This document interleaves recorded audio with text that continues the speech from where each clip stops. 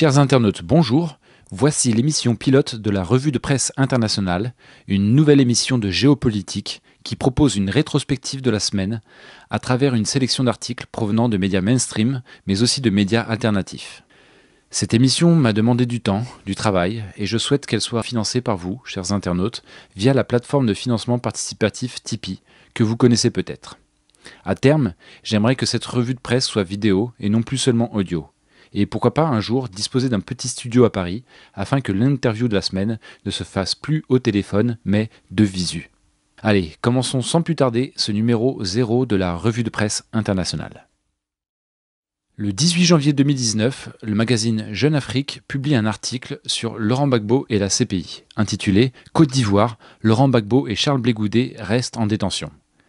Acquitté mardi 15 janvier de crimes contre l'humanité par la Cour pénale internationale, l'ancien président ivoirien et son ancien ministre de la Jeunesse ne seront pas libérés immédiatement, vient de décider la chambre d'appel de la Cour. Alors c'est une situation complètement inédite que d'aucuns jugent ubuesque, hallucinante, anormale au regard des règles élémentaires de droit, qu'ils soient internationales ou pas, puisque deux personnes qui ont été emprisonnées pendant 7 ans pour l'ancien président ivoirien et 4 ans pour Charles Blé Goudé, donc ils ont fait de la préventive et sont déclarés innocents, mais on les maintient en détention. Donc c'est relativement incompréhensible, et donc je vous conseille l'interview de François Mattei, disponible sur cette chaîne, sur le sujet que nous avons réalisé il y a une semaine, et qui permet de mieux comprendre les tenants et les aboutissants de cette affaire. À savoir que Laurent Gbagbo va rester donc en détention à la CPI au moins jusqu'au début février, et peut-être même jusqu'à l'année prochaine, voire plus.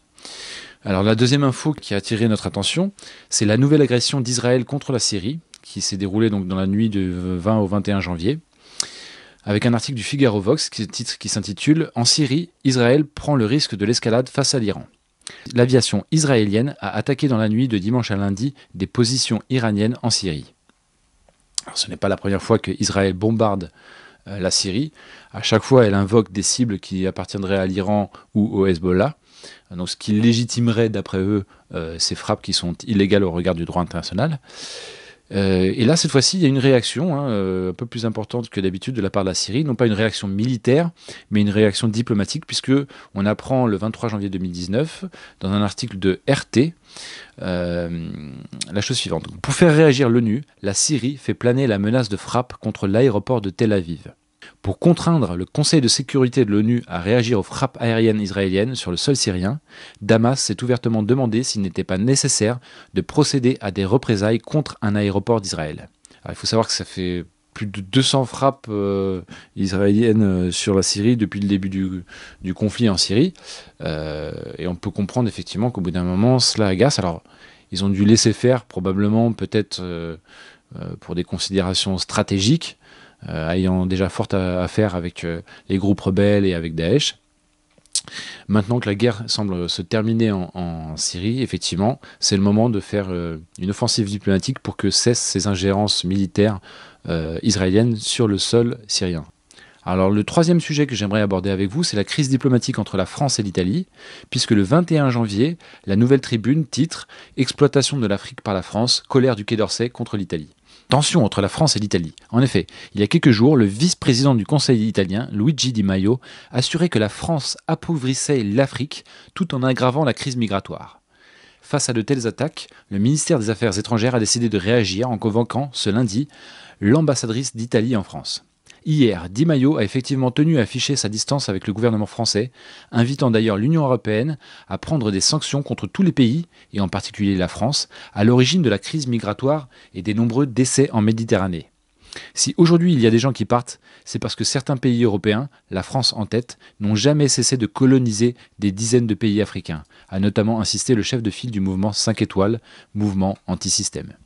À cela, il faudrait ajouter que le député italien Di Battista a déchiré un billet de francs CFA à la télé. Donc ça, c'est Negro News, le média Negro News sur Facebook qui a relayé une vidéo qui a été diffusée sur la chaîne Rai Uno. Le quatrième point que j'aimerais évoquer maintenant, c'est celui qui concerne la France, l'Allemagne et le Conseil de sécurité de l'ONU. Le 22 janvier 2019, l'AFP fait cette précision. Macron fait de l'entrée de l'Allemagne au Conseil de sécurité de l'ONU une priorité diplomatique franco-allemande. Emmanuel Macron et Angela Merkel signeront le mardi 22 janvier à Aix-la-Chapelle un nouveau traité de coopération. Suite à la polémique liée notamment aux déclarations de Marine Le Pen, l'Élysée a précisé sa position. Paris est favorable à une entrée de l'Allemagne comme membre permanent du Conseil de sécurité de l'ONU, mais la France ne veut ni quitter son siège, ni le partager. Nous faisons de cette entrée de l'Allemagne une priorité diplomatique franco-allemande. Alors pourquoi ils se sont sentis obligés de faire ces précisions? C'est parce qu'il y avait quand même certains députés de La République En Marche qui avaient commencé à faire des confidences, notamment Aurélien Taché, le 2 décembre 2018, et ça avait été rapporté par Agoravox TV. Donc, voici la déclaration de Aurélien Taché sur France 2. Le fait de transférer une grande partie de la souveraineté nationale au niveau européen, c'est ce que l'on va proposer aux élections européennes. Invité des Terriens du dimanche sur C8, le 2 décembre, en pleine crise des Gilets jaunes, le député LREM Aurélien Taché a révélé l'objectif de sa formation politique, et donc du président Macron, aux prochaines élections européennes en mai 2019. Le fait de transférer une grande partie de la souveraineté nationale au niveau européen, c'est le cœur de ce que l'on va proposer aux élections européennes. Et le député de proposer effectivement que la France cède son siège de membre permanent au Conseil de sécurité de l'ONU au profit d'un siège entre guillemets franco-allemand, en tout cas d'un siège pour l'Union européenne. Le dernier point que je souhaitais aborder avec vous, c'est la crise majeure au Venezuela. En effet, le 21 janvier 2019, le journal RT titre « Le Venezuela à nouveau visé par une tentative de coup d'État militaire, 27 soldats arrêtés ». Visé par une tentative d'attentat en août, Nicolás Maduro entame son second mandat malgré les tentatives de déstabilisation. Dernière en date, un groupe de soldats appelant à le renverser a été arrêté après avoir volé des armes de guerre. Le lendemain, donc soit le 22 janvier 2019, le journal Le Monde titre « À Caracas, journée d'émeutes anti-Maduro dans différents quartiers de la ville. Les heurts se sont déroulés à la veille d'une journée de mobilisation de l'opposition. » Enfin, 23 janvier 2019, Le Monde, toujours, titre « Venezuela, Juan Guaidó, le président du Parlement, s'autoproclame président en exercice. Juan Guaidó, opposant au président Nicolás Maduro, a prêté serment mercredi à Caracas. Donald Trump l'a aussitôt reconnu officiellement. »